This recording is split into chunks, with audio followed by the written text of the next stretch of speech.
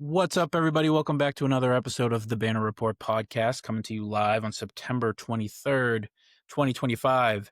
Fall season is upon us, guys, and we're 1 week closer to the beginning of the NBA season.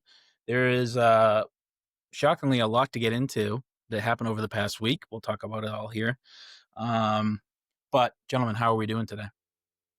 Cody, I got a question for you. Hit me. Where the fuck can they find us? They can find us on YouTube at the Banner Report. They can find us on TikTok, Instagram Reels, Spotify, Apple Podcasts, Twitter, all at the Banner Report podcast. Drop a like and a subscribe and share it if you like to hear wacky goofballs talk about sports and things they definitely know nothing about. Moving on. We finally fucking did it. We did We it. finally plugged our shit at the beginning of About the 100 episodes in. Dude, I feel like I know nothing when I talk football, that's for sure. I'm always trying to freaking toe the line there, but basketball and baseball I can talk about, but I agree with not knowing anything when it comes to a football. I'm always just saying very like surface level stuff. I'm just here to ask questions, and then Cody's here to give us on that one. Give you the answers. I know nothing myself. If you just looked at my DraftKings bet sheet, you'd be like, this guy is an idiot. And week 3, I took an absolute bath, as did, I'm sure, most people. But we'll stick to the NBA first. The big news right off the rip, Fred VanVleet, point guard for the Houston Rockets, one-time NBA champion. Bad news, he tore his ACL in an off-season workout and is set to miss the entirety of the upcoming season. The Houston Rockets, obviously a team that added Kevin Durant this offseason, looking for a big splash by their young core mixed with KD. And Fred VanVleet was going to be a key part of that offense as the starting point guard. What do we got? Yeah, it's tough because like I was saying earlier, like when we were texting about it when it first came out, like Fred wasn't the most efficient guy last year. So it doesn't feel like that much of a loss, but I also feel like that was because he was kind of thrown into a very like young team with not many like playmakers to kind of he just kind of had a wild volume for his age and what he usually was doing otherwise. So I feel like this year probably would have been a better, more efficient year with KD. So it's really tough to see. And yeah, and I think the toughest part about it is I don't think they can trade him until like 12-15 either. Right? It's something to do with like the injury rules or something. I was seeing that, or maybe it's because he just had signed an extension. I forget, but basically it seems like they can't trade him immediately either. So they'll have to kind of like deal with this until like mid-season. Yeah, I was going to say trade. We're already talking trade. There's nothing really they can do. They're 1.25 mil below the first apron. And they can't fill an open roster spot with a free agent because of that. So the only way kind of out of this, if you wanted to like midstream try and get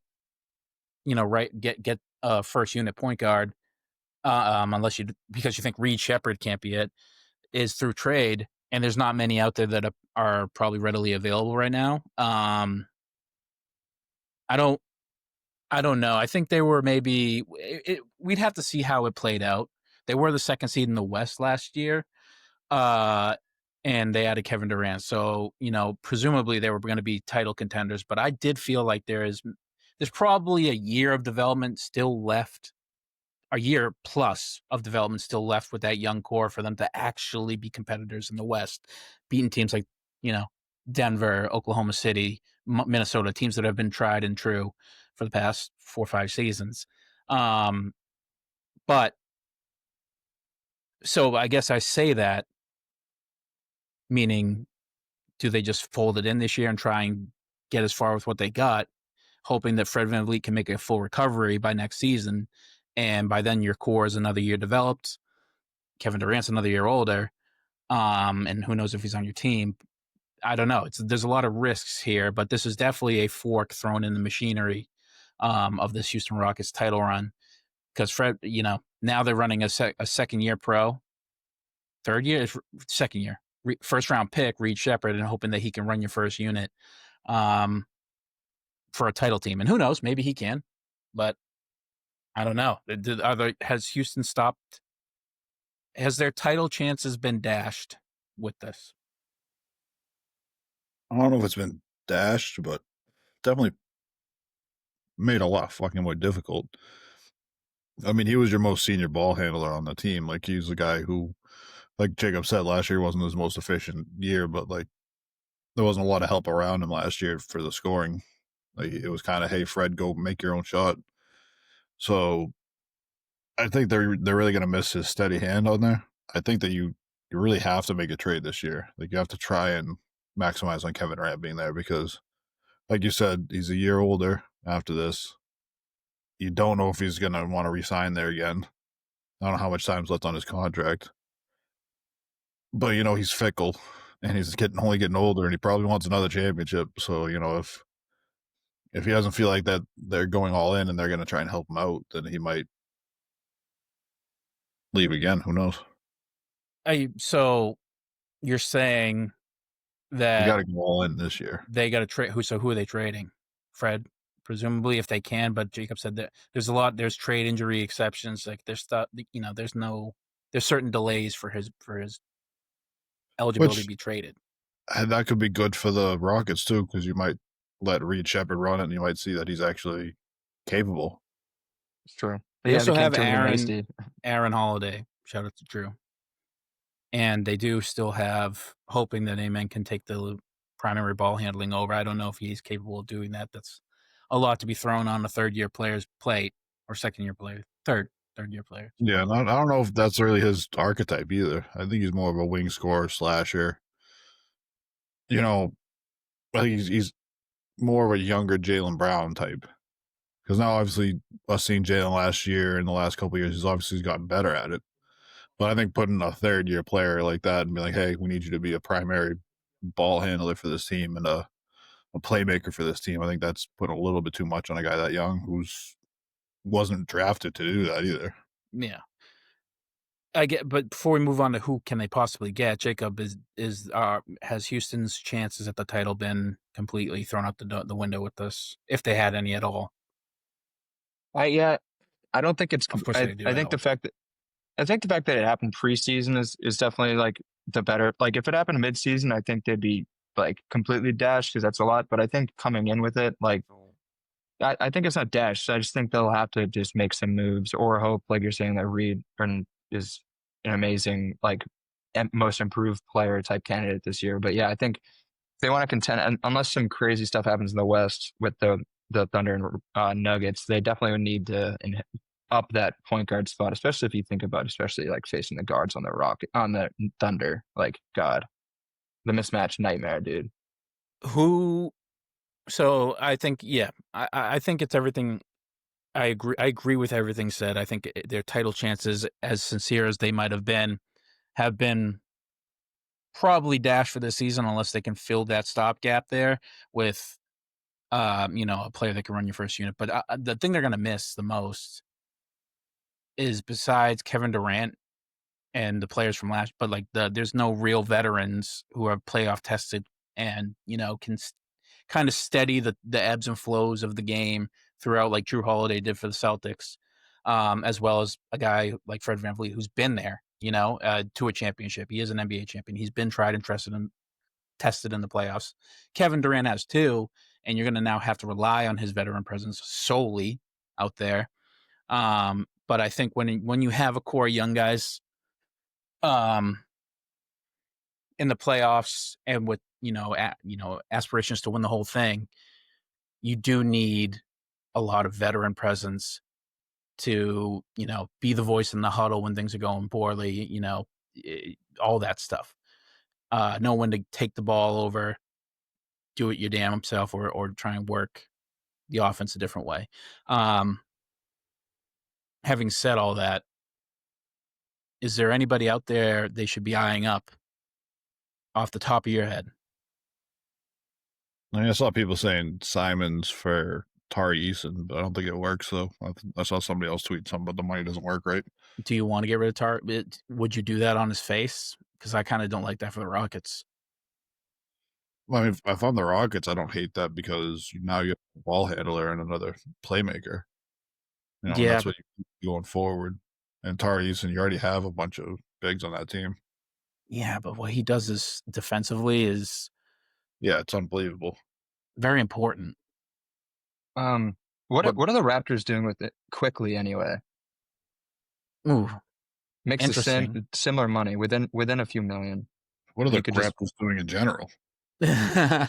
exactly. I don't think. Yeah, I think it's worth calling them at all times. So may as well call them on this. They have 2 Also- players in the top 100. We'll talk about that. The Sexton, isn't he just still wasting away on the Jazz? I thought he got moved in the offseason. Colin Sexton. Yeah, he got traded somewhere. He is on the Hornets. Okay, Oh, so still the same. Give him a call. Yeah, He called up the Nets. yeah.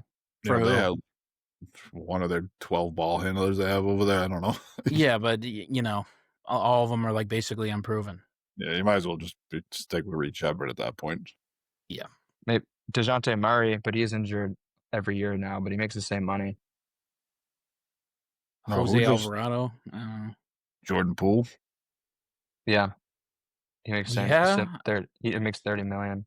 But yeah, it makes so much fucking money. I don't think they can afford it. They have to trade like 5 guys because everybody's on cheap contracts in the roster except for VanVleet and Durant. What about like a how do you think Jordan Poole and Kevin Durant would get along? You think that would go well? can't go worse I mean, than Draymond and Jordan Poole? That's true. Or Draymond and Kevin Durant? Yeah. That's true. There's one piece here that's the same in both equations. What is it? Mm-hmm. Yeah, I mean this sucks. What about like a Brandon Ben Simmons? I mean, I know they can't add a free agent, but you can always figure a way to maneuver the cap, hopefully, to get under there and get a free agent. But would Ben Simmons be a decent fit for a low cost maneuver? You put a lot of pressure on Ben Simmons to be your guy. I think Ben Simmons works here because you don't need him to be like rookie year, sophomore year Ben Simmons for it to work. Like you need him to be really good in Houston for it to work because you're trying to go for a title right now. If Ben Simmons came here and we signed him for 2 years, this year doesn't matter because we're not going for a title. Next year he's going to be coming off the bench anyways. He's not going to be playing 30 minutes a game. Yeah, I mean, I don't think I think he'd be a stopgap maneuver until you can hopefully try and do something, but I don't think he'd be, I think you could run him out there with Reed or, some sort of dual ball handler thing, split the minutes between them. But yeah, the issue is the scoring, which he just doesn't have. Jonathan They Kuminga? already lost Jalen too. Oh, Jalen Green. Yeah. Yeah, it's like they already obviously adding Kevin Durant, but so they mixed that in, and then it also were going to rely on Fred still being there for the guard side, so it's tough. Yeah, I was gonna be like, do you think they wish they had that one back? No, what's gonna happen? But yeah, the answer is obviously no. Yeah, I don't know. Like Monk, maybe He's not that much of a ball handler, something though. Something to be a stopgap, like you said. Could you get somebody big like a LaMelo? That's another guy who's making max money. I don't know how you make the money work. Yeah, but you throw everybody together. Also, I don't know if I want to throw that many pieces together to get LaMelo Ball on my team trying to win a championship. Like, I love LaMelo Ball. He's really fun to watch, but You're not beating the injury bug. I was supposed to say that too. It's like, yeah, they're probably not relying on him for the playoffs either, which is tough. Yeah. Well, I mean, that is depressing. It's a tough way to start the season for the Rockets. It does feel a bit like how the year before 23-24 Celtics, when Danilo Gallinari tore his ACL. Right? Was that the year? That was the year before, I believe. But he tore it in Euro basketball. And it just kind of was like, oh, just put a guy you're probably obviously not nearly as dependent on Gallinari as the Rockets will be with VanVleet, but it does feel just put a fucking hamper on the beginning of your season. Yeah, Danilo would have been a vibe. That would have been more of a vibe hire. Like I just would love to. I was excited to have Danilo Gallinari on the squad just to say the name and have him on the team in general. So that I agree there. Have him hit a few clutch threes like that. The Garden would go rocking for him. Some of those crazy. He was an underrated passer too. Yeah. But speaking of being underrated, the NBA top 100 player rankings for 25-26 season by ESPN have come out.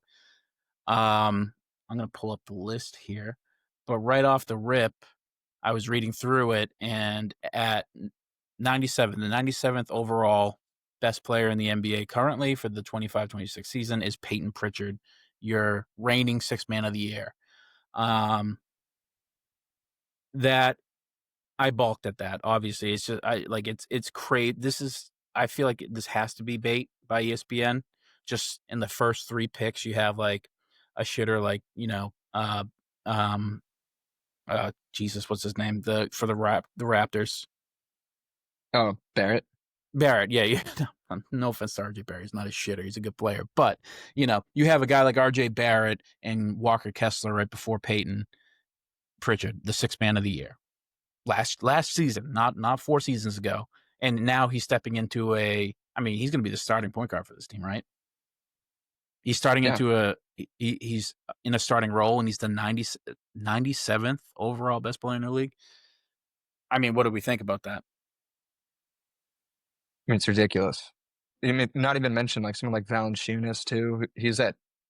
Valanciunas was at 87, which I was like, he didn't even start last year, and he also had one of his worst years, and he's going to be like a backup this year. Yeah, no, like I feel like a lot of the listings don't make sense. Like how like ED at 88, like what did ED do more than Peyton Pritchard 97 is ridiculous. Like you said, like the most threes off the bench of all time. We witnessed multiple like takeover moments in games too. Like if you watch him game to game, he's better than this. That's for sure. Hey, we have 2 Celtics on there. I don't. What do you mean? Well, number 100 is it's supposed to be last year's list I'm looking at. Yeah, this is last year's list. Way to go, Dingbat. Who was what do you got? Peyton Pritchard at 97. 25 season. We're going to the 25-26 season. Not that. Why is that fucking still up? Anyways, Peyton was unranked last season, which that's also a bit shocking. I don't know. I feel like there was enough tape out there on him to be like he's probably not a top 100 player in the NBA. But not being 97th overall is, I think, just blatant disrespect. And like I said, I do feel like it's probably baity by ESPN to have him there. Wait. So last year he wasn't rookie. I wasn't sixth man of the year last year, but he was the sixth man on the championship team, and they had him unranked. Oh, the year before that? No, yeah, that's what I mean. He was unranked last year, and he was the sixth man coming off a championship team. Oh yeah, it was just adding to that ridiculousness of him not being ranked last year. Yeah, he's behind Nickeil Alexander-Walker, P.J. Washington, Devin Vassell, Drew Holiday, and Jonathan Kuminga of all people. Who's not even team right now. Well, that's right. And so if it's for players going into the 25 season, how are you going to have a guy who is not even signed yet and who has never been above a bench player, like ranked ahead of the sixth man of the year? I don't get that. That's ridiculous. Yeah. If you just look at like number 96 is Nickeil Alexander-Walker, right? They have their projections at the bottom. They're projecting him to have 9 points, 3 rebounds, and 3 assists. They're projecting Peyton Pritchard to have 14 points, 4 rebounds, and 3.5 assists. So they're projecting him to have better numbers across the board, but they have him behind him. And there's no way Peyton Pritchard starting on this team is going to have less than 4 assists a game. I don't think. He would average more points than that too. That's for sure. He's probably going to average almost 20. Yeah, he's one of the best 3-point shooters in the league. Yeah. They got Mitchell Robinson at number 92. Like, he doesn't play. Yeah. That's where you're getting into the more like Andrew Wiggins is number 89. What are we doing here? Yeah. But having Kuminga ranked ahead of him is disrespect, and I hope Peyton uses this as fuel to the fire. Be like, all right. And from all things I've heard about Peyton's that he's a good guy, but he's fiery competitive. Like, he is the hardest worker in that clubhouse. So, and that's saying a lot because you got a guy like Jayson Tatum in the clubhouse. So Yeah. we'll see. We'll see if he ends up being the 97th overall player in the league. I'm expecting big things from Peyton this year. He had a great season last year. I'm only expecting it to go up. Yeah, I think he gets Monday into the tomorrow? 50s or 60s. What is this Yeah. fucking? This is the dumbest I've ever seen. And he's the only Celtic to be ranked in the top 100 through 51. So that means to me, unless the ESPN is smoking straight up crack, Jaylen Brown and Derek White are somewhere in the top 50. Where do you think JB is on that list? Christian Braun is number 62 on this fucking list. Hey, I think JB's in the high 20s or early 30s. And I don't agree with that necessarily, but I just think that's where I'll end up. really? You think he's going to be in the 30s or 20s? Somewhere, Yeah. so 25 to 35 area. Yeah, like late. Yeah, I think so. Wow. What the fuck? What were you thinking? I can tell you what I'm hoping for as a fan, and what I think he should be is somewhere around the top 15, probably a little outside of it. But I think realistically where he'll be is probably like right around the 25 mark. Steve, I what think about realistically, he should be 17 or 18. I think especially if you're projecting going forward as him being the number one option. I mean, I think he was already probably in like the top 20 players as a second option. Now, if you're going to give him number one option touches, like I think he should be 17 or 18. But I mean, this list has fucking Cooper Flag at number 52, and he hasn't played a game yet. So I don't know what kind of. They'll probably won't even rank Jaylen. They'll probably say that we didn't know what to do, so we just didn't put him in there. I don't know. They're gonna put Derek is gonna be number 50, I bet. Like, because they did this like 3 years ago with Derek White too. They're like, oh, he's not that good. He didn't make the top 100, and then 2 years later, he's in the top 30. Like, I don't.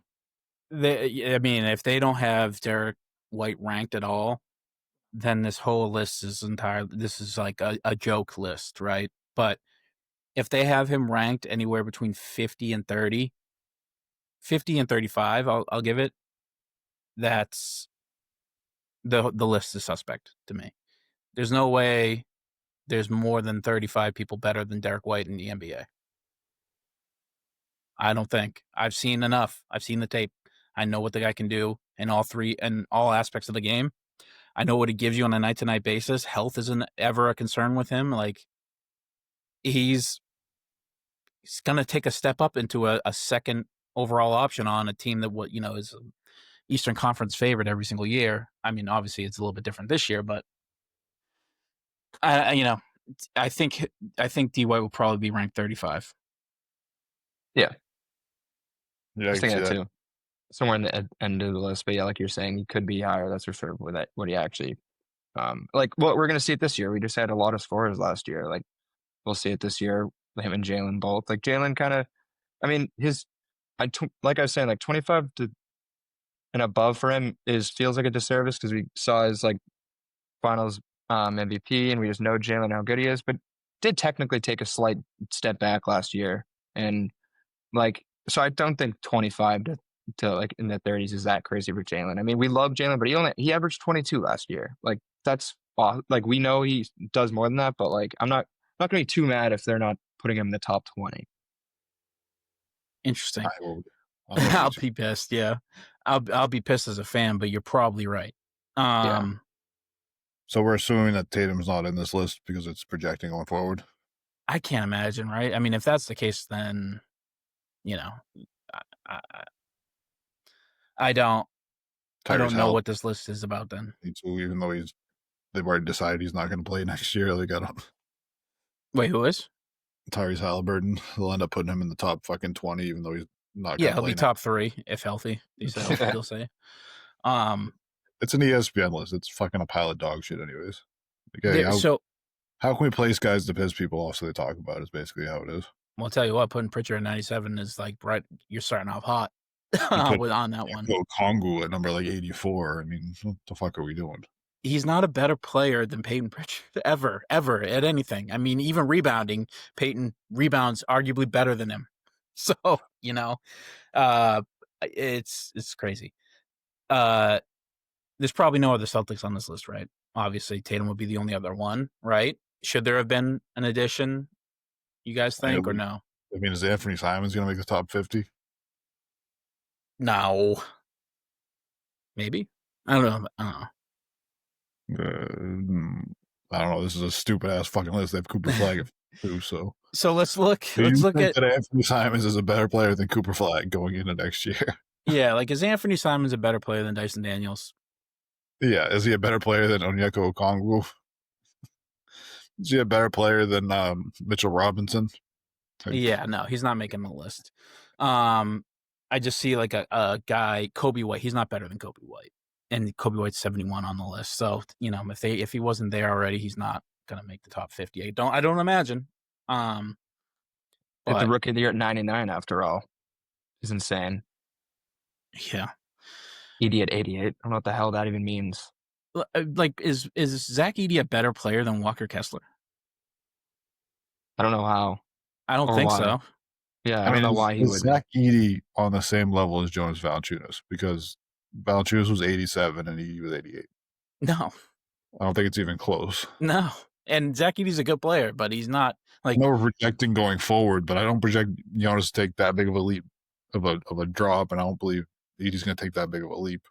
But like, why would you have Walker Kessler ranked at what he was, and then have Edey ranked like 10 spots higher than him? And wasn't Mitchell like 90 or something? Again, with the whole Edey thing? Like, yeah.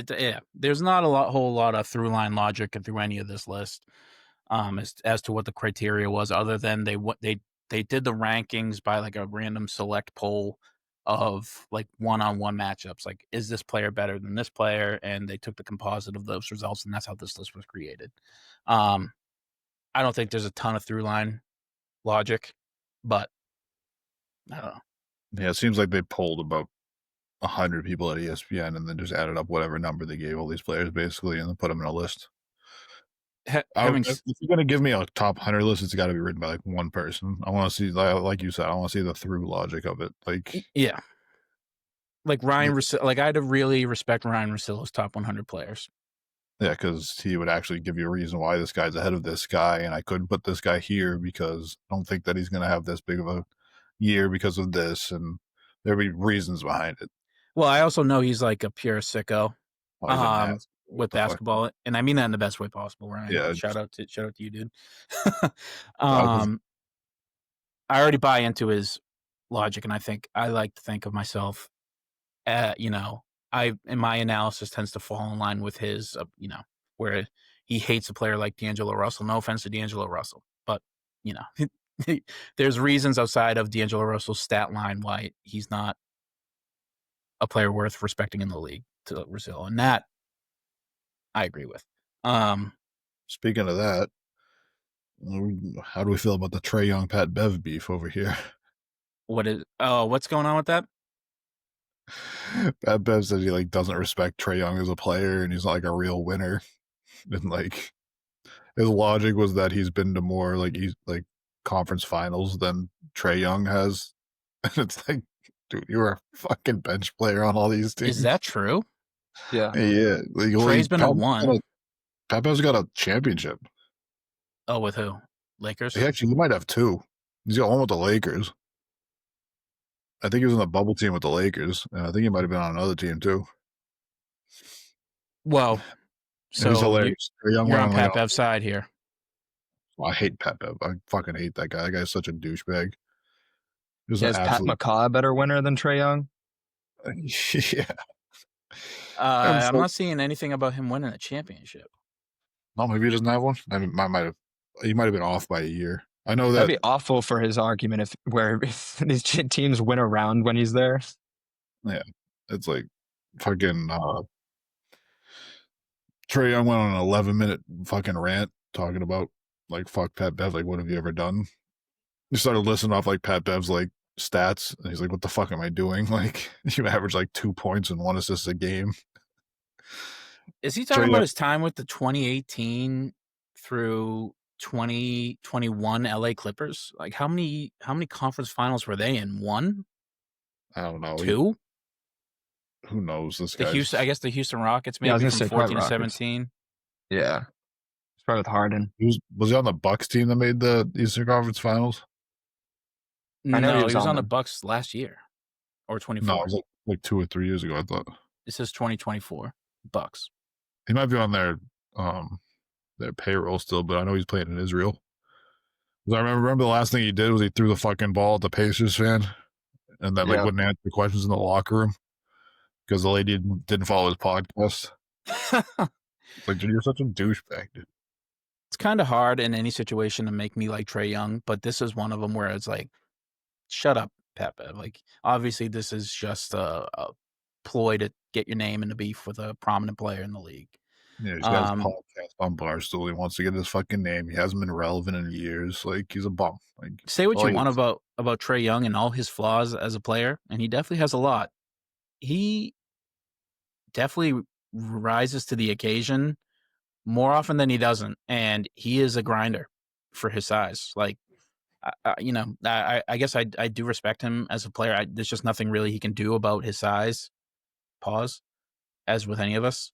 It all use a couple inches.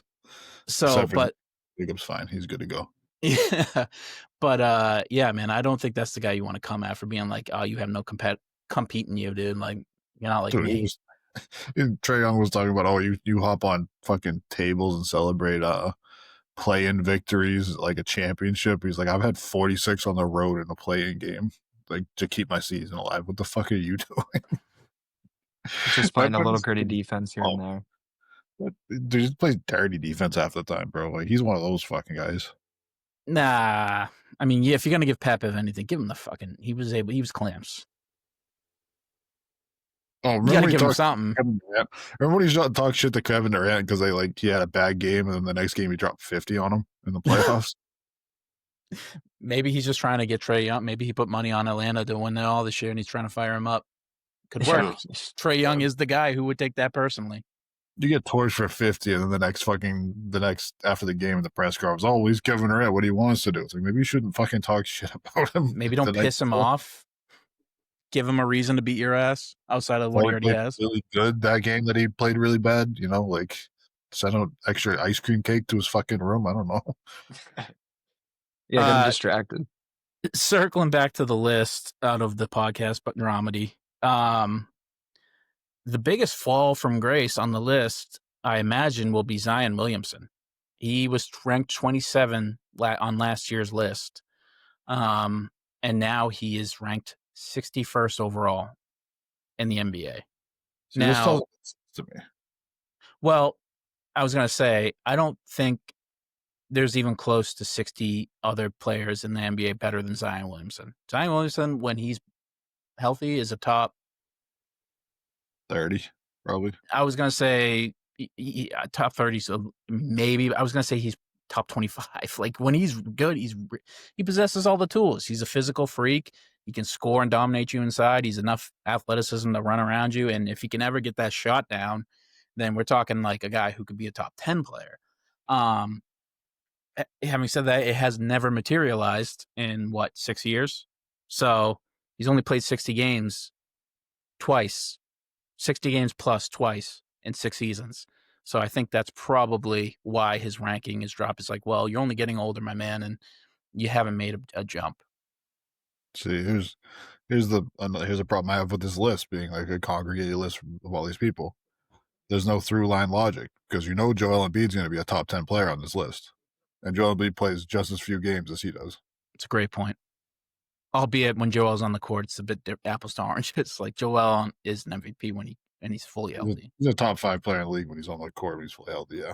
But at the same time, like, if we're going to knock Zion down to the 60s because he can't play, then why are we going to give Joel Embiid a top? I mean, look, this list is dog shit, so he'll probably be like the top 20 player or something like that. But like, you can't give one to one and not the other. Like, Paul George, number 51. He didn't play all last year either. Is he ranked 51? I thought he was ranked higher than that. Like, yeah, I think he was in the 50s. It's also just like, what did we learn? Like, we knew, like, this was already Zion's case. Why did he drop 35 spots? Like, you know what I mean? Like, what, like, before this year, it wasn't like healthy. And, like, so, like, what is it just because it's the 6th year? Like, I don't, you know what I mean? Like, why is it now 35 spots? This is the same situation. Do you think if he farts out another season like he's had, he'll be off the list? I think that he could be off the list. Potentially. Maybe not. Have you seen his body? He looks sounds jacked, right? silly. Dude, I saw a press conference today and I was like, okay, like it's honestly looking as real as Luka, which is like, I actually, like, I hate taking like any of this seriously, but he does look crazy fit right now. Like Zion looks as good as he's looked since like high school, I think. So yeah, maybe it's the year. And it's, I mean, maybe Dumar's got in his ear, and with the regime change, it's like hey man, figure it the fuck out or you're done. Dumars is such a fucking idiot. No, I know.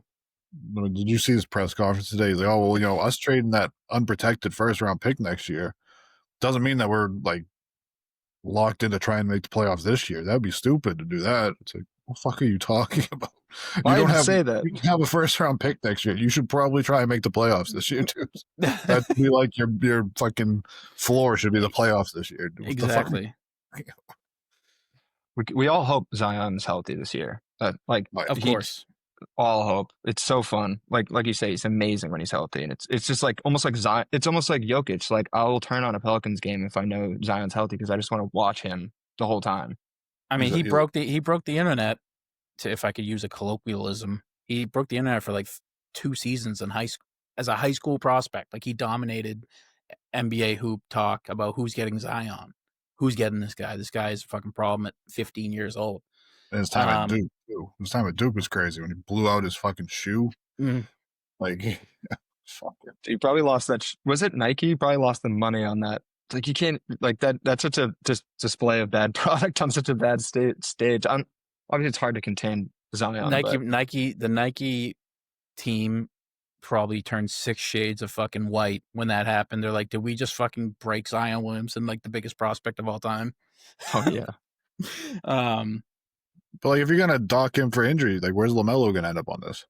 He was on the list. Was he already on there? He was so quick. He was in the 50s. He was ranked. He was 63. He was behind Zion at 61. Sandwiched between them, Christian Brown. One of these things is not like the other. No offense, Christian Brown. Oh yeah, Christian Brown's a hell of a player. Like every championship team needs a Christian Brown on their team. Like he's like a glue guy. He's gonna make big shots for you. Like he plays within his role so well. Yeah, he could not be next to Zion Williamson and LaMelo Ball. That's funny that you say that because also in the 60s are guys like, well, 70s Michael Porter, but 69 Josh Hart, like a guy that the Knicks absolutely live and die with. Like they need him. Tyler Hero, a guy that Miami, has lived and died with in the past, like needed him to be a playoff performer.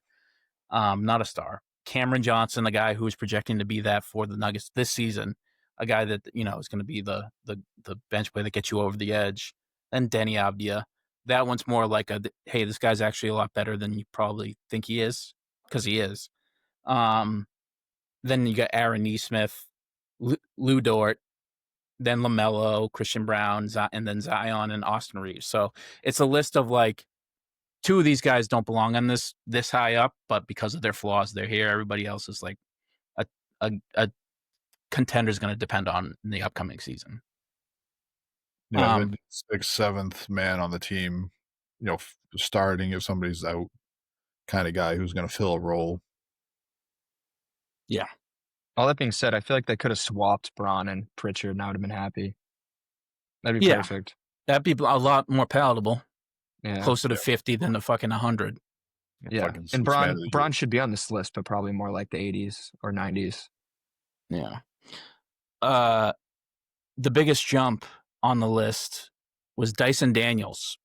He was unranked last year and he went to 55. I imagine that everybody else, that will be the biggest jump. Obviously, we won't know until the next portion of the list gets released tomorrow. I don't think there's probably any more unranked people from the season before that will make it, but maybe there are.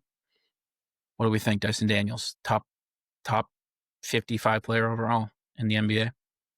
I don't know about putting him that high, but I mean, he's a top 15 defender in the league.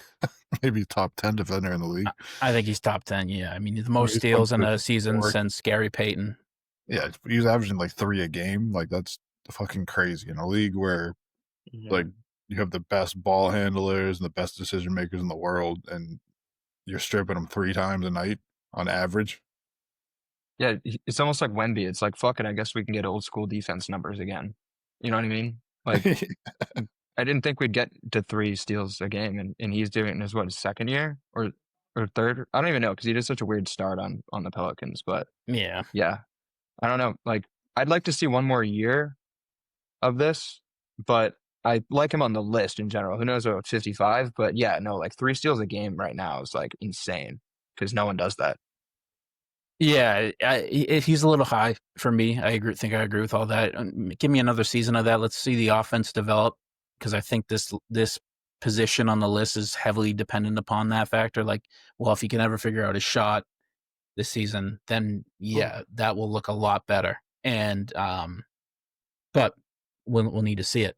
Don't let the Hawks. Spurs get anywhere fucking near that guy.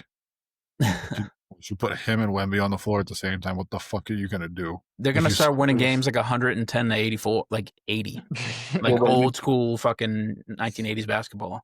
Dude, you finally get by Dyson Daniels. Like, oh fuck yeah, this guy finally hasn't stripped me or fucking made my life hell. Well, that was the hardest thing I ever did. I gotta spend 4 guys sitting at the fucking rim waiting for me. This is great. This is just the best. Yeah. I mean, Daniels, yeah. Hopefully he has a great year. If he does achieve this spot on the list plus more, if possible, the Hawks are actually legit contenders in the East, I think. I think his offensive game is gonna flourish this year. I think that the floor is gonna open up so much with Kristaps and Trae Young there. I think that like the driving lanes are gonna be there. There's not gonna be center waiting for him at the rim anymore. His finishing numbers are gonna go up. And I'm just based on his defense, I'm assuming he probably worked on that every fucking day of his life to get that good. I'm assuming he's not gonna be like, hey, I just don't feel like working on my offense this offseason. I was gonna say, if Dyson Daniels never worked on his defense again, he's still a top 5 defending guard in the NBA. Shit, man. If he does this for like 3 or 4 years, he might be a top 5 defending guard in the NBA's history. I mean, with those steals numbers, keep that up the rest of his career. They also the Hawks are sneaky loaded. Like, I was just going to say that. I think they're a dark horse to do crazy. Yeah, we might see another like Eastern Conference Finals jump. I forgot they got Terrence Mann and Karis LeVert too.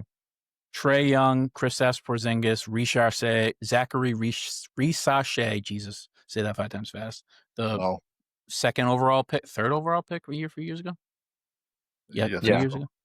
Taking a proverbial leap forward. He can defend and he can shoot the ball. He's tall and lanky. Oh, they also have Jalen Johnson coming back fully healthy, who already took a leap forward the year before that. Dyson Daniels, Okongwu, Luke Kennard, Asa Newell, Nickeil Alexander-Walker. They're deep. They're deep. Pause. So yeah, I think Jacob's absolutely right on the money. The Atlanta Hawks are definitely going to be dark horse team to win it all. Considering they're so young and they have a nice mix.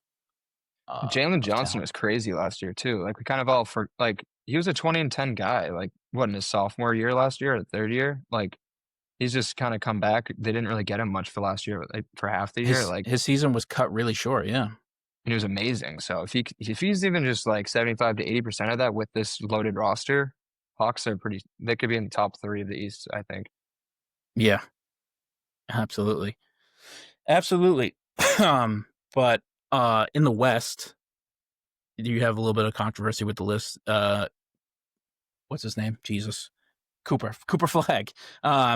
Ranked 52nd overall, only rookie on the list. Right? I imagine. Yeah. Which is crazy because this was a stacked rookie class despite that. You figured like a guy like maybe Edgecombe could make the list but only Cooper Flag. Having him ranked, 53rd overall? 52nd overall? What the hell is that about? I mean, is he already the 52nd best player in the NBA? without That's taking crazy. a dribble. That's so fucking crazy, dude. Like he could be on it, but yeah, that's pretty high. Like they do this for rookies. Like no doubt Wemby and Zion were on it, but like yeah, like it just feel they're also insane bodies. Like Wemby, you could be like yeah, whatever, but yeah, in the 50s just feels a bit insane. I mean, considering Stefan Castle is the rookie of the year, is ranked 99 overall on the list. He's literally barely scraping the top 100. He's the rookie of the year on a team that wasn't very good when Wemby went down. I don't know. It doesn't make a whole ton of sense on that rookie logic, but yeah, I guess Cooper Flag is a generational prospect. But I don't know. I don't think he's the 52nd best player in the league yet. Maybe I'll be wrong. I'll be happy to be wrong. But no. Any other list talk? I mean, this list is fucking stupid. Yeah. This is why you can quote me on that one. I think that about sums it up. Moving on. A little bit of news today. Our guy JT was making the media rounds. He was on First Take, ESPN's First Take program with Stephen A. Smith. And the thing to take away from all of this, his appearance, was that he himself is not ruling out coming back and playing for the Celtics this season. He said he started off things by saying, first thing, get it? First things first take. I haven't said I'm not playing this season. All right. I like to hear that. The most important thing is a full recovery, and I'm not rushing it at all, Tatum said. But also, I don't go to rehab 6 days a week for nothing, is what he said. And he's been talking to all the other guys who have gone through similar injury, Dame, Halliburton, DeJounte Murray, talking about where they are at in their stages of recovery. But Tatum, as we've heard, is just going balls to the wall with his rehab and trying his damnedest to get back this season. What do we got? I mean, it doesn't surprise me at all that Tatum is talking about coming back this year. That's just he's a fucking sicko. Like, I'm sure, like, the next day after he tore his Achilles, I'm sure he was thinking about, all right, when can I get back? When's the earliest I can come back? What can I do to come back? And they were talking to his reports coming out that they were talking to his surgeon, and his surgeon said that, like, his calf is, like, the strongest he's ever seen at that time. Like, he was doing, like, calf raises, like, 2 or 3 weeks before other people are usually doing it. So, I mean, apparently we have fucking Wolverine fucking playing power forward for the Celtics. Like, look, I've said before, like, I mean, if he sits the whole year, that's fine. You know, take a whole year off. He played more basketball than anybody in the fucking world. If he doesn't want to sit the whole year and he's 100% to come back and they want him to come back, then go ahead. I mean, I don't know what team it was. I can't remember who it was that was talking about it, but they said that another team brought back their guy coming off an Achilles tear at the end of the year, even though they weren't going to win a title. Like, they weren't even going to make the playoffs. They just brought him back at the end of the year because he was healthy, just to get it out of the way. Have, like, no second thoughts about it. Like, yep, you can play in the NBA games. You're good to go. Now you can go into the whole offseason with one less thing on your mind. You know, just go straight to your training. You don't have to worry about what's going to happen game one when I come back on my Achilles. Like, you've already had a couple weeks of playing on it. Like, shit like that. So if they want to do that, that's fine. Only thing that scares me about that is that we're probably going to be in the playoff hunt. And if we make the playoffs and they shut him down, he might fucking tie Brad up in the fucking office, and we might never see Brad again. Jacob? I mean, yeah, I feel like Steve said, it's not surprising at all. I feel like whenever we've talked about Tatum's this year, we always are like, we know he wants to come back, but we hope he doesn't rush it. But yeah, we all know this is Tatum. This is why we all, like, I feel other teams, when this happens, you'd have much more of a bad feeling in your stomach. But I'd faith Tatum would get back as good as ever. And it's not surprising he's spending every waking moment in rehab. It was funny, like, see other reports of that too. Not even him saying the rehab thing. I forget where I saw it, but it was just like people saying that he's not, like, even left Boston all summer. Yeah, that was Zoe and Bertrand on 98.5. We're reporting that. Like, everybody else leaves the city. Like, whatever, half the time they leave the city that they're playing in, because it's like, all right, I can go to California and do my rehab. I can go to, like, wherever I'm from. Like, he's from St. Louis. He can go back to St. Louis and do his rehab. Like, you go to LA and give Bill Nye a star on the Walk of Fame. Yeah, like go hang out with Jaylen Brown, whatever. Whatever Like quest it's he's like doing. all kinds of shit that you could do like that. Nobody would have blamed him either. Like nobody would have thought twice about, oh, you went back to St. Louis to do his rehab. Like I'm sure he has the best doctors in the world there too. But he stayed in the Auerbach Center and has been working out there like 6 days a week, like you said. Like he's like, I'm not rehabbing 6 days a week for nothing. Like he's a sick fuck, and that's why we love him in Boston. And I wish more people would realize like the effort that he puts into this.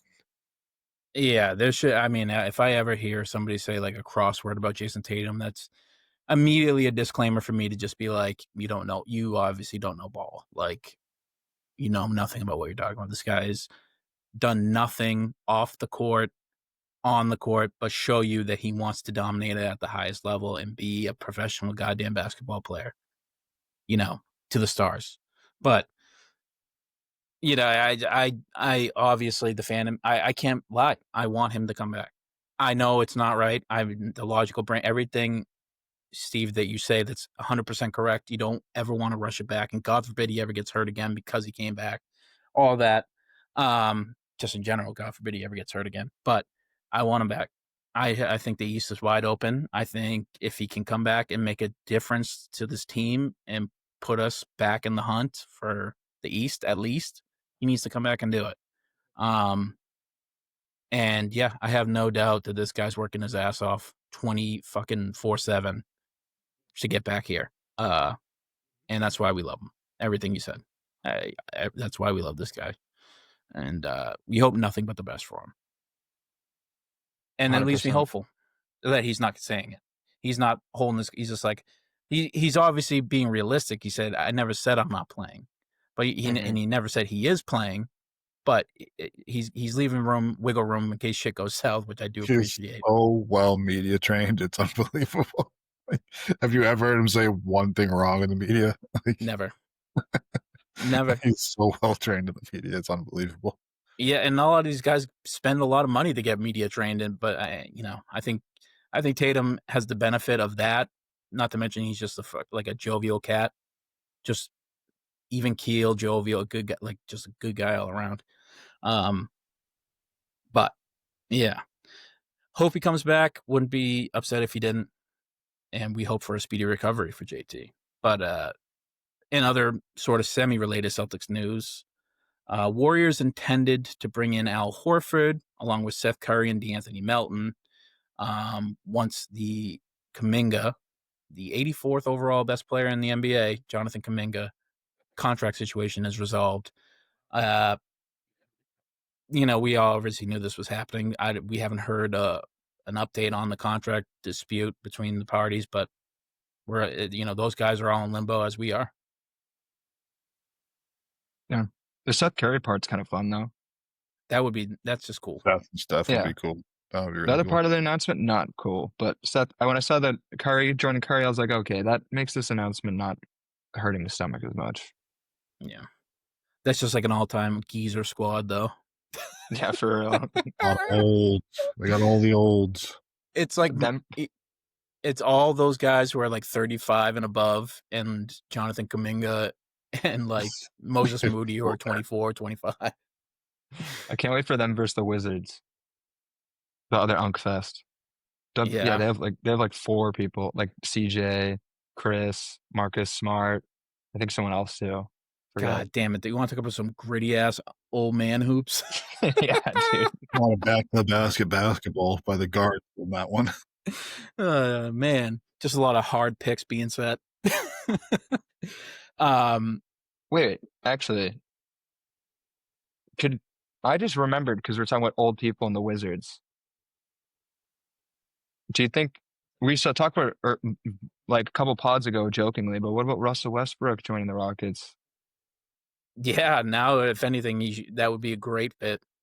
The KD drama is there, but talk about a storyline. It would be another good thing to see though. Just see them reunite like one last time do it for the Gipper type of run. Russell's like trying to not play in Europe. Like I think he would take it. Like, let's go. I hope. They'd have to, like we said earlier, they'd have to open up a spot for him. But if they open up a spot for him, going back to Houston again, I don't know how his time in Houston ended, but God, he No. would fit in so well in that system with Ime, though. Defense first, he doesn't have to worry about putting up the points. What's the vet min like 2.5 mil? They'd have to find a way to clear 1.25. When it comes to like a trivial number like that, I think it's a no-brainer, easy. Somebody's sorry, young guy. We had hopes for you.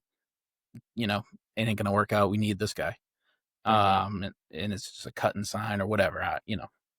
But it's when you get to the double-digit numbers, that's when it becomes like, all right, can we do this for that, the apron status and all that. But I think when it comes to adding like a guy like Ben Simmons and or Russell Westbrook, it's a matter of what 21-year-old you're going to cut. You know what I was thinking about today? Just because I was just thinking about the dumbest fucking takes of all time. You guys remember when the Celtics beat the Warriors by like 50, like 2 years ago? Mm-hmm. When like Jaylen Brown had like 40 something because they just didn't guard him at the 3. Vaguely. That was fucking such a funny game to watch. But afterwards, there was a guy on the fucking Warriors podcast who said that in 3 years it was going to be like Kuminga and I think Moses Moody or one of their fucking young players was going to be better than fucking Jayson Tatum and Jaylen Brown. And I'm just looking at it going like, I don't even remember what 2 players you said, but I know neither one of them are better than Jayson Tatum. Well, yeah. Fucking close. I think that was like, obviously he's being a good teammate, right? But, he was wrong about the other 2 guys. This guy was dead serious talking about how like these guys were going to be better than them. Like he was 100% like, no, they're going to be. No, it wasn't one of the players. It was a podcaster talking about it. So it wasn't even a guy that has like a relationship with the fucking players. It was a guy who just watches the games. Like, no, like these guys are going to be better than Jayson Tatum and Jaylen Brown. Like, you're fucking stupid. Yeah, but also it's like, I don't mean to cut them any bail, but it's also me being like, Neemias Queta can be a top 15 center in the NBA. Like probably not, but I'm hopeful. Yeah, I think he's fucking stupid. This is also the same guy who said that if you're not a writer, like in the fucking rooms, you shouldn't be able to podcast. Well, sorry, we're out of a job. Remember that? Remember that fucking going through Twitter? Like, hey, like you shouldn't be able to talk about basketball unless like you're a writer, or you're in the room, like you're ruining the sanctity of podcasts. Like, shut the fuck up, you nerd. I get it, but I don't get it at the same time as three guys who act like we know what we're talking about on a podcast. That is some hilarious. People shouldn't be allowed to talk about basketball. That's true. A lot of them in the NBA too, like Michael Porter Jr. But absolutely, it's funny too because that's just nerds punching down at nerds because it's so hilarious because that's like what NBA players say about them, and they're just trying to find someone below them. Yeah, those exactly fuckers. Right. Those fuckers. We see you. I'm gonna find that clip tonight. I'm gonna send it to you guys. Also, Steve, stop watching Warriors podcast. What are you doing? Yeah, come on, man. What do you like? It was the day after we beat them by like 50, so I was just like bathing in their tears. That's I was like, fair. oh, this is so great. You just got fucking mollywopped. Like it wasn't even close after the first quarter. Like I'm watching this shit. When the Celtics were beating people by 50, I was listening to the other team's podcasts afterwards because I was just. Oh yeah. I listened to. I was listening to Sixers podcast when we came back. Whenever we beat them in the playoffs, I do that 100%. Now it's hard to listen to anybody who's not a Celtics fan talk about the Celtics. Now it's like, well, the Celtics are going to be obviously terrible this year. And it's like, fuck you. No, they're not. No, they're fucking not, dude. I don't think so. Yeah, they're going to be going to fucking beat your bitch ass team. Myles Cato is going to be the best center in the fucking league. But speaking of bitch ass teams, the New England Patriots decided to fucking shit the bed again against the Pittsburgh Steelers. I was in attendance. In 3 seasons, I think the Patriots' home record is like 3-27. I've been to 20 of those games, and they didn't win any of them. So, including this one, 5 turnovers and a 21-14 point loss to the Aaron Rodgers Pittsburgh Steelers. I mean, that's pretty bad. 5 turnovers. And didn't you have to celebrate? I was gonna say, didn't you have to celebrate a milestone too for Rodgers in the game? Didn't he have like? I don't remember. Yeah, he was like the 4th all time in passing touchdowns or something like that. Like he stinks. He's no good anymore. Patriots should have Yeah. won that game. We dominated every single stat category. We looked like the better team 98% of the game. It's just Ramondre Stevenson coughed the ball up in the end zone. In the first drive, he coughed it up in our own end of the field. Antonio Gibson decided to put one on the carpet. Drake May decided to put one on the carpet, and then he threw a pick. It was just, we took 16 steps forward down the field and then just one, fucking gaff backwards to fuck it all up. Yeah, they had a fucking 17-play drive that was like a 5.5 minute long drive, and you ended up with a pick in the end zone. The defense played their ass off for 3.5 quarters. They had 2 bad drives. Yeah, 2 bad drives, which were the first 2. Which they should be allowed. Yeah, you should be allowed to have 2 bad drives in the fucking game. Your team should be able to figure that out. The first one started at their own 30 because Ramondre Stevenson got the ball punched out. I mean, I'm surprised they played so well, dude. They didn't get a break the whole game. Like, it was all fucking 3 and outs and turnovers all fucking game and bad positioning on the field, and they still only gave up 17 points or 20. In another game without Christian Gonzalez, where the heavy burden is on Carlton Davis, who at best is like a 2, like maybe slot cornerback, Is that number 28? I believe so. Well, he had a bunch of fucking penalties in that game too. He had a pretty tough one at the end of the game on DK, unnecessary contact or whatever. It wasn't a DPI, it was some sort of contact. Oh, he had one where he cut blocked somebody in the leg or something like that, trying to get to the runner. That was Marcus Jones. That was a tough one too, because he's trying to tackle the guy with the ball, and the guy's in the fucking way. Like, my doubt, it's a penalty by the book, no matter what. So I get it, but it's just like, what the fuck do you do there? Yeah, what's he gonna do? Run into the fucking tight end and like not be able to tackle a runner? Like, he's just gonna get plowed by the tight ends there. Well, it's just like, go around him. Well, you can't, because the minute that happens, the guy already has the ball and he's 10 yards down the field and you're not in the play anymore. So he just did what anybody, I think, would do and just try and dive through him and make the tackle on his legs. Now, it is a penalty, but it was a costly one in the game, but that wasn't the reason you lost the game. It was the other undisciplined stuff, ball security. And, we were the better team. The whole game. We moved the ball. We stopped them. Huh? A lot of penalties that game. Yeah. A lot of penalties that were like, we had a lot of procedural penalties. That drives me crazy. A lot of penalties before the fucking snap even happens. Like, you can't have that. I agree. Isn't Vrabel looking basically the exact same as Mayo right now to start? I saw some kind of a tough graphic. He's looking Even worse. worse. Yeah, I mean, worse. Yeah, because of penalties. Much worse. Yeah. Oh, in terms of penalty, well, yeah. I mean, the penalties are way more. He's got 6 turnovers in the first 3 games. Mayo only had 1. I mean, I feel like the turnovers, I can't really I don't feel like you should put that on the coach, because Ramondre has had this issue before Vrabel. Yeah. Like, you didn't tell fucking Ramondre to fumble the ball. That pick that Mac threw, it was tipped, but it was still not a good. No, Drake, yeah. That fucking pick that he threw, it was tipped at the line, but it still was not a good throw. I mean, the throw, even if it wasn't tipped, was probably going to get knocked down. The issue with the coaching on that drive, in my opinion, the one with the end of the half, was that we threw it 3 times, I think, on starting at 2nd and 3rd in the red zone, like on the 10-yard line. We threw it 3 times, and the last one was a pick to end the half. We should have. I know running didn't work before, but you gotta run it once. And the fucking John Harbaugh did it last night. He threw the ball 3 times on the 2-yard line, and 4 times, and it didn't work, and they got stuffed. And it's just like, if you have he has Derrick Henry, it's a little bit more inexcusable, but that shit drives me nuts. Like, just take the yardage. It's the momentum is going in your direction. It's 3 yards to go. You could fucking reach the ball and you're there. And it's just, nope, we're going to drop back, have the quarterback try and make a read in a compressed field. It's why the fucking Seahawks lost the Super Bowl, Yep. So it's like, you outthink yourself. But whatever. It was an ugly game. Looking to bounce back against the Carolina Panthers, who shut out the Atlanta Falcons 34-0 last week. So, if you lose this one, then we're going to start talking about flushing the season down the drain. You need to win this game for the Patriots to have any hope of getting the season on track and getting to the playoffs.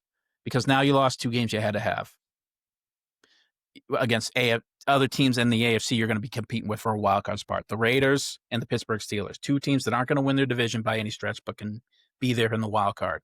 And now they have the tiebreaker over you and 2 wins ahead of you. So not good. Not good for your playoff Patriots, but hoping to turn it around here. And like I said, tighten up with the security of the ball. I don't know if Ramondre ever plays another snap for the Patriots. He kind of has to because we don't have a big back. I'm expecting to see a lot more Trevion Henderson this season, but this season. But tighten up the ball security, play your game, and we're probably going to win this game at home. So we'll see. Well, if the fucking Patriots have another shitter year, do you think that they're gonna have Drake's head on a platter? You think that, like, how much more leash does he have? People who do that are, it's always way too early for me to do this. I mean, the guy's played 15 games. I'm saying if like the whole rest of the season is a shit show and he's turning the ball over and he's not. I mean, if we break him, then yeah. Like if we break him, like how, think of any other, like how we broke Mac Jones, then yeah, obviously the Boo Birds are going to start getting out. We're going to be like, did we fuck up? But he's 23 years old on a team that's not that good. He has another season after this one, even if this season doesn't end well. I mean, I think you have to. Okay. Next year, I think you have to. He'd be Drake maybe next year. Well, that's the Ben's. Yeah, cousin Sal went on Bill Simmons' podcast, called him Drake may be. He may be good. He may be terrible. I think he's straight up. He shows ability that we haven't seen ever in a Patriots uniform at the quarterback position, like his rollout ability, his speed. He has a fucking this isn't the guy to give up on. It's not Mac Jones. When he has time, he throws some absolute fucking dimes. It's like giving up on Justin Herbert 3 seasons in. Like, imagine if the Chargers did that. They're the best team in football right now. Like, imagine if they gave up on him, because this is the Boo Birds came out for him early, and he was way worse than Drake May, at least to start, in my opinion. But now he's on a dark horse championship team in the AFC. So I think that's a fool's errand to do it, Steve, but there's definitely the penchant of the people who want to be early birds on the take like that for whatever reason. Our media too. Yeah. I mean, Felger and Mass are going to be all, I don't listen to that show anymore. I guarantee they're all over it. Yeah. But speaking of all over it, fantasy football, I beat cousin Daniel 106-99. Jacob edges out my brother 124-116. But Steve, you dropped one. I got mollywopped. 78-112. It wasn't even close. Yeah, what went wrong with your week, dude? Brother, you tell me. I have fucking no idea. I thought that my guys played pretty decent. And all of a sudden, I'm looking up and I'm losing by 30. Hold on, I'm trying to look here. What happened on the schedule? Week 3. I mean, Chase Brown, another shitter, fucking 6 points. Actually, that's exactly where you went wrong. Well, you started Baker Mayfield, had a decent day against the Jets. You started Chase Brown and Alvin Kamara. That's where your week went wrong. 6 points between them. Your 2 running backs. Then Justin Jefferson did Ugats, but he had he had Carson Wentz throwing him the rock. T. Higgins in a worse situation. No quarterback again. Just kind of fun. My receivers that I have don't have a quarterback. Yeah. But we made a trade in the league. Terrible trade for me. I've never seen a worse trade in my life. Ask Jimmy. There's never been a worse trade ever made. I genuinely don't think so. But listen, you needed a receiver. You have running backs. Like, I know you. We just talked about how your running backs didn't show up, but you did get rid of Chase Brown. You gave me Chase Brown and Trey Benson. And I gave you Ramondre, who we just talked about may never play football again, but maybe he will. We'll see. And George Pickens, who for the next month at least is probably going to be Dallas's number 1 option on a team that throws the ball a lot, and a guy who's a first-round talent. You gotta, I think, a number one receiver for the next month, and at the very least, you got a guy who can boom or bust your week as a flex guy if you wanted. There's a reason why I took him in like the 5th round, 6th round, wherever I got him. But like I said, I don't think I'm starting Chase Brown ever until I get proven otherwise. I mean, he has like 93 yards on 46 attempts, which He's is not like ridiculous. you were so fucking mad that I got him too during the draft. Like I really fucking wanted that guy, and I've been starting him just based off of that. And this guy's fucking smells. I know, but he doesn't. It's the team. Their quarterback went down. He had a healthy Joe Burrow last year. At my fucking running back position than fucking this guy. He's got more yards, I bet. But the big cash cow for me is Trey Benson. He's going to be the number one running back in the Cardinals offense now that Connor is down for the season. His injury was fucking gnarly. Oh, I hate watching football injuries. I'm glad I didn't see it. Gnarly. But Benson he was an early draft pick, I think, a few years back. And obviously the Cardinals are a team that's going to score points, and Connor benefited from a game script. So I'm expecting that kind of benefit to buoy my running back situation. And I just kind of won out on the Patriots running backs until I see further. I didn't give you Trevion Henderson, which I'm very happy for. I did keep him and see. But when I wanted him originally, but when you put Pickens in there, I was like, all right, I need a better receiver as my secondary receiver than fucking DJ Moore. And I'm still waiting on the guy for the Chris Godwin for the Bucks to come back. I think he's coming back this week, but questionable last week. And Mike Evans is out for 3 to 4 weeks with a hamstring for the Bucks. So now I've got Baker and Godwin. So nice. That's good. It's a nice little stack right there. Yeah, no, that's a smart fantasy move. The one thing that might be a dud that I actually don't think is going to be a dud is the Ramondre Stevenson asset. I mean, he could never play football again. I wouldn't be shocked. If he was the Patriots starting running back next week, I wouldn't be shocked either. And he scores you a touchdown. Like he's a guy with immense talent. You saw how bad of a game he had on fucking Sunday, and he still had more points than Chase Brown did. So, hey, well, right. What am I gonna do? It's just gonna be. He might end up on my bench, and Travis Etienne Jr. might be my starting running back. He should be your starter, anyways. I was gonna trade you BTJ, but he's Chase Brownish, where like he was going in the first round in some people's drafts, and there's something wrong going on there. There's something rotten in Denmark and in Jacksonville, because he doesn't gel with the quarterback. The quarterback doesn't gel with him. He's kind of dogging routes. Obviously, he was he is an immense talent. He's a first round receiver last year, and he dominated if you took him in fantasy. But Jimmy not this case. Not the case. Mad about that fucking trade.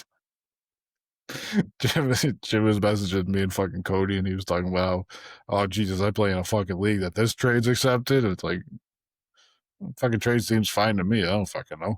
You could talk your way. You could talk your way 6 ways into the trade for each player. Like I don't think it's that. I'm the commissioner of the league, right? I have the sole veto power. If this wasn't me, and obviously it's impossible to know, but if this wasn't me, I would approve this trade because I think this question mark. Every player has a question mark. Yeah, Pickens could boom hard. He already has once. He has 20. Yeah. Is it back-to-back weeks with 20 points? No, he went nuts past. Yeah, and now him and Dak can get in a real groove with him as like wide receiver 1 for a month or so, and The one thing I know is that the Cowboys are not going to stop throwing the ball. That's all they can do. That's it. They have to do it. Their defense is so bad, they have to throw the ball. They're not going to be running a ton. Fucking retired. The only thing they've been able to do is fucking throw the ball. Yeah. So, that's the thing. I think it's obviously people are going to see Trey Benson, and that's who everybody's clamoring to get on waivers. But even he comes with question marks. So I was ahead of the curve. I don't have to get him on fucking waivers. Yeah, 3 weeks ago they were clamoring for Brown. I said this shit during our week so much earlier. I could have gotten so much fucking more for him. But this is the thing, Steve, and you're down on the asset, but this guy, he could end up salvaging the year. Like, he's that good of a player. He could, for sure. And the team, obviously, Browning sucked, and who knows? But I think they have to get on track somehow. And I don't know, usually when the offenses don't work, it's not the deep downfield threats that are the threat. It's the guy who you can check down to, and I can PPR my way to a win, hopefully, with him. But maybe, that's huge question mark. That's depending on another player. Next year, can we do the 100-point tackle fucking quarterback league? Who did that? Who fucking? Lamar Jackson had one the other day. Yeah. Somebody fumbled it, and the guy just like fell down in front of him on the ball, and he just touched him, so he gets 100 points for a tackle. What should it be for? I would love to have that in our league. I would draft fucking Jameis Winston fucking first overall. If only like you could do that with like the kicker, like a kicker. Or maybe you could kicker tackling if it's returned. That people do have that, like on a kick return. If a kicker or a punter makes the touchdown saving thing, it's like 100 points. That's funny. Yeah. Gives you something to root for.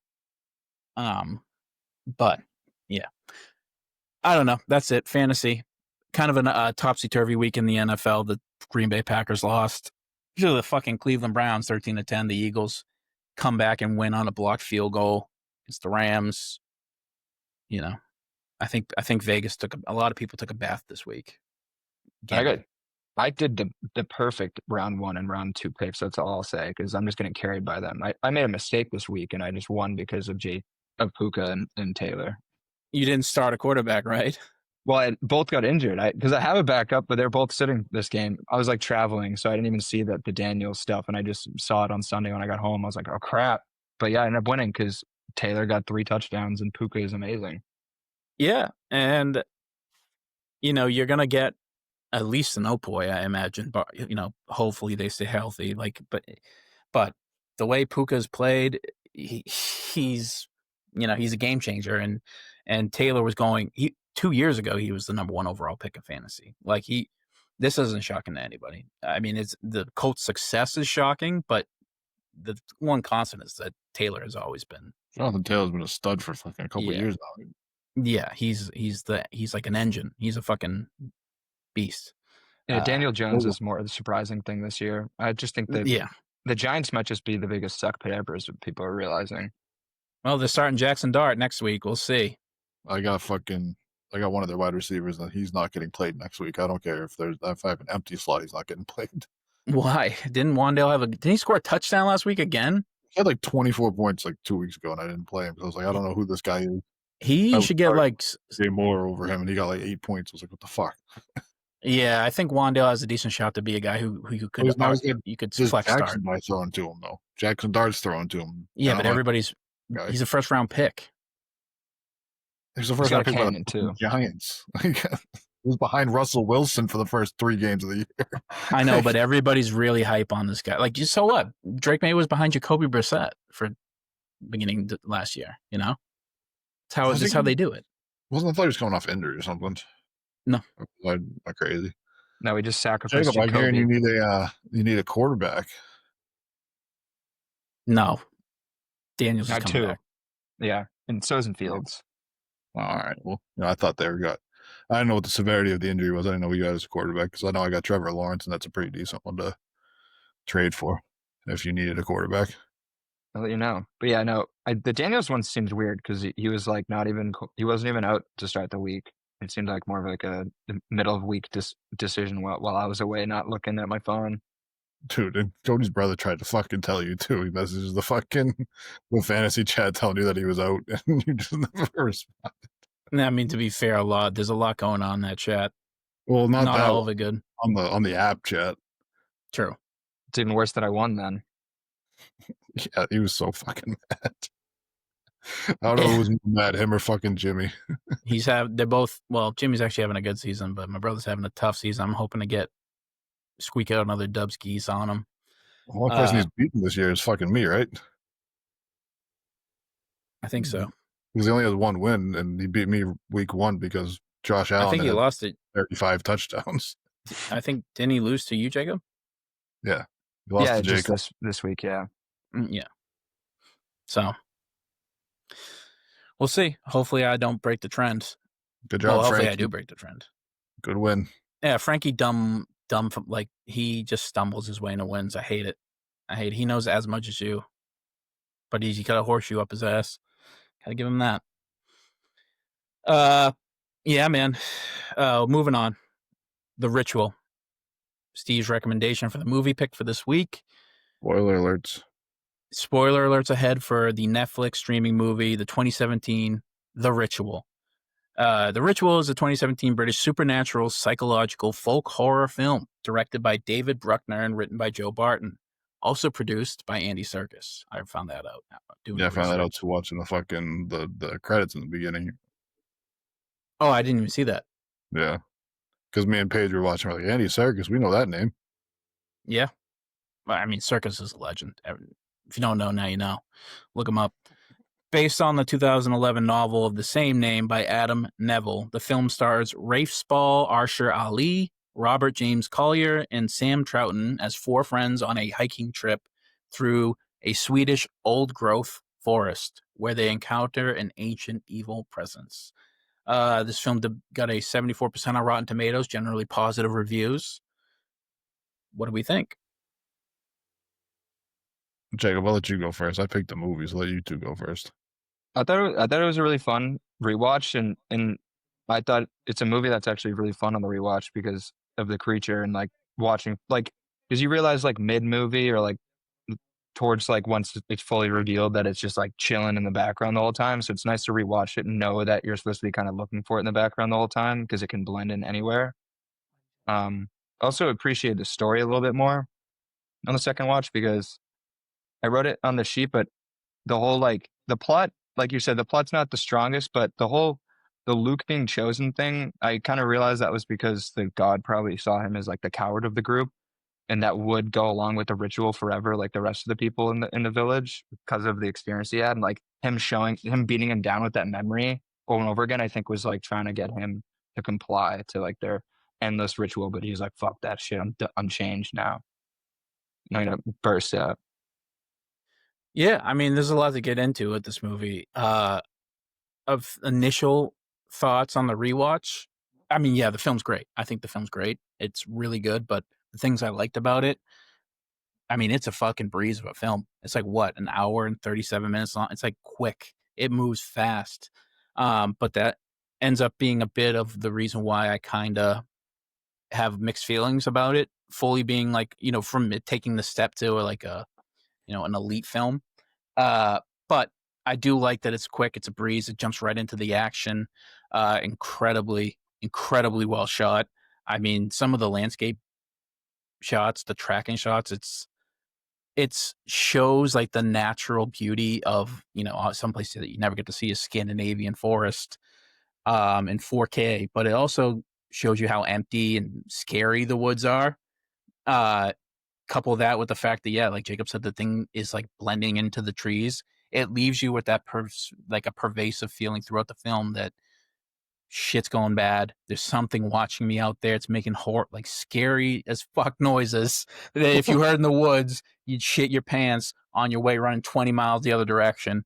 Like it gives you a pervasive feeling of dread and being watched, and it's a very vibesy film despite the content.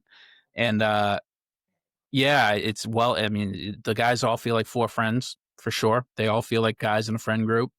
The monster is they fucking struck gold when they made that monster design, and it was a mix of practical and CGI. So I think that's kind of what elevated it a bit. Like when you first see the monster, spoiler alert, it's a big fucking elk horse thing with antlers and a upper torso that has a head with little hands. Yeah, it's based off the Wendigo. So it says Motor, which I believe is the name of the deity. Motor, whatever Scandinavian word. It's an attested Germanic/Nordic deity. It's a fictional Jotun created for Adam Neville's novel. Jotun, I believe, means giant. So it's fucking huge, right? It looks like a tree, and it's But the thing so obviously that doesn't exist in nature. So the body, the immensity of it, the action shots are all CGI. But really, when the thing gets its hands on you and you see the face, that's practical. That was a guy in like a little getup with the fucking hands, reaching his hands out. So that's why it looks genuinely horrific up close. So it's some of the best monster design there is. There's not a lot of the monster, which, that's a choice. But so, I think that one thing I had to say about the monster barely being in it, I thought that was a really ballsy choice. Like, to not show us the thing that we're supposed to be scared of until the very end, and let our imaginations run with it for as long as your imagination did, and then to still be able to come through with the monster and have it still like hit and still like be scary, I guess. Like, I thought that was a really ballsy choice, because like there's so many movies that the monster's never shown. Like, it's just all in our imagination the whole time, and it's kind of a cop out. It's like our brain can make something to scare us pretty fucking easily. Like, it's kind of built to do that. Like, that's how we've survived this long. Just fucking everything's scary, run away. But to not show the monster until like the last like 30 minutes of the movie and have it still hit like that I thought that was really cool. Yeah. I just maybe think that the film could have used a little bit more to savor on. Maybe not show you the full monster, but like glimpse it does it at the build up to the last act where you see the full thing, is the pieces where like it's moving in the distance in the trees. You're looking at like a beautiful wide shot of the Scandinavian wilderness, and then you see something with like move in the background. That's great. That's like something to savor on. And I think it could have used a bit more of that. But yeah, I do think saving it for the end and then having it play out as it did was a wise choice. Ultimately, I think showing them on it's what Jesus Christ, who made Aliens? Alien. Oh, Ridley Scott. Yes, Ridley Scott. That was his thing. He's like, don't show the monster ever. Like, let the cinema of the mind. You like give it glimpses, but let the cinema of the mind play this thing out, that you can't see it. It's scarier that you can't see it. That it blends in. So I like that. Like I wonder how much it was actually seen too. Like I was saying, like who knows? There might have been just shots where it was so blended in. Like who knows if it was just straight up standing still in the background, like looking at it the whole time. I bet there are a lot of like, because I feel like I saw more in the second watch than I did before. I wonder if this straight up, like if you just frame by frame, like if it's in it the whole time, that'd be crazy. I was looking the whole time. The whole time I watched it this time, every time they had one of those shots where it was like, oh, I heard something in the woods, I was looking the whole time trying to figure out what the fuck it was. Yep, and they do such a great job with the film choice, the scene choices. Like it'll be like a long tracking shot on the woods at pitch black, and it's like the character's looking for something, and it just blue balls you. Like, is there something there? And then it'll just go to a different thing. It won't like jump out at you. It's that shit does rule. Great choice by the director on that. I like Jacob's take on the creature picking the guy. What was the guy's name that they picked? Luke, yeah. I thought that was a good insight you had on him picking Luke, because he was the coward and he would succumb to the ritual and like be part of the people. But I saw it as like the creature was feeding off of like pain and despair of the people. That's why they were talking. That's why the lady in the end was like, you're one of us. Like, you have so much pain inside you. That's right. That's what I thought it was. Now, obviously, there is definitely that take, Jacob, that, I mean, the story is about survivor guilt, right? Like, that's what the core theme that the main character is going through, and how that plays out with his friends, which is a really interesting dynamic that's not really covered on screen as much as you think. But I do think that, yeah, I mean, when he lifts his head up, the thing pushes his head back down to like comply and like stay there, and he doesn't do it. So I think that's his ultimate, his climax of getting over the character hump there, was fighting against that feeling that he is a coward and he can't do anything and he should just let it be. But I do think Steve's right. It does explain in the exposition that, he has so much hurt in him. His heart's like black or whatever, and the thing feeds off of that. And that's why it chooses to keep these people safe and alive for longer than the normal lifespan of a human. And he's tricking them too, because I guess I'd read that like the myth is sort of like a descendant of Loki too, Mhm. like that god. So it's like that's the whole infinite, but there's a catch type situation. I thought that was cool too. Yeah, well, like when he goes into that church area, Yeah, and it's the what looks like dead bodies and decaying bodies, but they're all like actually alive. it's That like you'll be part is immortal, creepy. but Mhm. your skin will fall off. Yeah, you'll look like the little fucking shrunken head from Beetlejuice. Yeah, just a really good film. Out of 5 stars, what'd you give it? I'd probably give it 3.5. Jacob? Yeah, I was thinking that too, so I'll give it a 3-4. I'll give it a 3. The one negative aspect is amongst the one I already mentioned about how I just wish there was a little bit more to savor on with the monster. Was that the story ended up being a little bit underdeveloped? You know, there wasn't a ton of exposition there and a breakthrough. It kind of played out on the screen there, and the last act is him trying to survive, like no talking at all. It's just there wasn't like a denouement that I could feast on for the character. You know, so it's a quick runtime film, like I said, and I initially thought that as a positive, but maybe they could have taken 10 extra minutes with the friend group to kind of reach a climax before or whatever, something. Yeah, but I end up leaving the film wanting more, so I think that's a positive thing. I also feel like the monster was killing the people who had hope and had like hope in their heart and love and like all that. Like, because if you watch, like, because the monster looks him in the eyes, and when he looks Dom in the eyes, Dom sees his wife. Yeah, he has something to live for. Yeah, but when the monster looks at Luke in the face, Luke just sees the monster. He doesn't see anything else other than that. So I feel like he was trying to extinguish all like life and hope of life in the forest. What a dick. Are Jotuns actually dicks? Coming up on First Take. Yeah, man. I love that, you know, the pagan, those movies, that kind of horror movie is my shit. Something creepy about white people in the woods. Just can't shake it. Yeah, they get wacky, dude. They get wacky. Nothing good has ever come of white people in the fucking woods. I say that as a person of Swedish descent, so I can actually say it. Thank you, Steve. No, but yeah. Any other thoughts on the ritual before we get to my rec?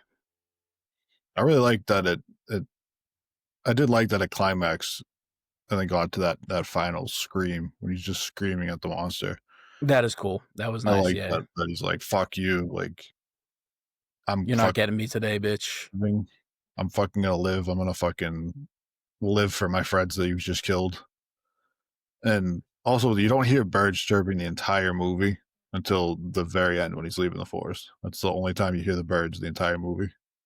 Interesting. Like, you notice, even from when they walk into the forest, you don't hear the birds. I was reading a bit up on IMDb just as a kind of non sequitur to that.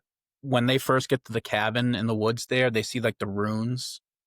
Apparently those Nordic runes mean property, or they meant property back in the day.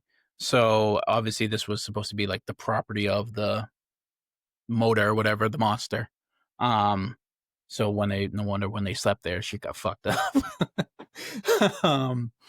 Yeah. So good film, Rex Steve. I got one for you. Now, I was going to go 2 ways with this. I'm not going to tell you the one I wanted to recommend, but one that I am going to, tailing off of this movie, The Ritual, 2017. The movie I'm going to recommend is Ari Aster's Midsommar, 2019. Oh, great. You've seen this, yes or no? I'm not seeing this one, but Paige was literally just watched a 7-hour-long documentary on YouTube about this movie, and I didn't see. So she loves this movie. It's one of her favorite movies, so she'll be excited to watch this with me. Jacob, what about you? I saw it once, but pretty early on when it came out, so I could do it the rewatch. This movie made me really uncomfortable when I first watched it, and I haven't revisited revisited it since the first time I watched it in 2019, 2020, because it's very uncomfortable to watch. But it is I'm a very fantastic worried. movie. I'm very worried for this movie. This guy says it's an uncomfortable movie for him to watch, and he watches Hereditary with his fucking pecker in his hand. So Well, having said that, it's directed by the same guy. I know. I'm So aware. This yeah, does not bode well for me. Somebody who did not enjoy Hereditary. Hereditary is an all-timer, all-time movie. Way more dark movie too. This one's dark. This one's dark. It is not literally, but it is also kind of dark with the themes. I know what it's about. I know I don't know exactly how it ends, but I know what it's about and everything. So it's got to be a good watch. I know that. Some of the shots in this film, Ari Aster really cooked with this film with his cinematography, with the. I mean, first of all, it's all shot in the daytime. That's part of the plot. So, but some of the effects in the background, like the trees are shapes of people's faces. It's bright splashes of color, like a beautiful Scandinavian wilderness again. Just he really cooked with the cinematography. The story not as good as Hereditary, not as neat in my opinion. Maybe not enough to savor on in terms of themes, as is preceding film. But there's a lot here to savor on if you like film. Florence Pugh, did an unbelievable job in that. She's my favorite actress out there. Also, my celebrity crush number one. That's a good choice. I can't blame you on that one. She's gorgeous, but she's a best actress going. Yeah. Very exciting. Very exciting for the Midsommar 2019, Ari Aster. It's streaming on Disney Plus of all places. Disney Plus Flash Hulu. Well, Disney owns fucking everything. That's the thing. They're gonna start owning Friday the 13th. Oh, you just got done watching. You just got done watching Moana? Well, here's a movie recommendation for you. Fucking Jason vs. Freddy. Your kids will love it. Oh, fuck. Shout out to the mouse. All right. That's it, guys.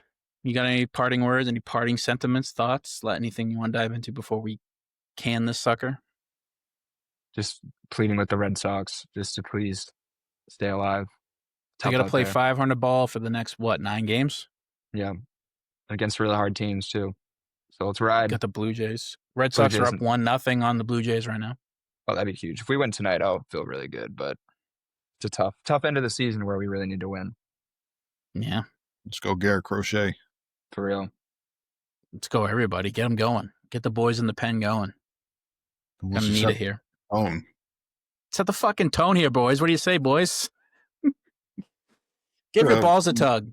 That would be so great if baseball was just like, hey, we're going to throw out a fucking dog shit pitcher. Just fucking peg the first fucking guy that comes up and just start a fight. They used to do that. They have a guy in the fucking bullpen who throws 100, but he can't throw anything but 100. So we're like, all right, just hit that. And it's coming right at your fucking elbow.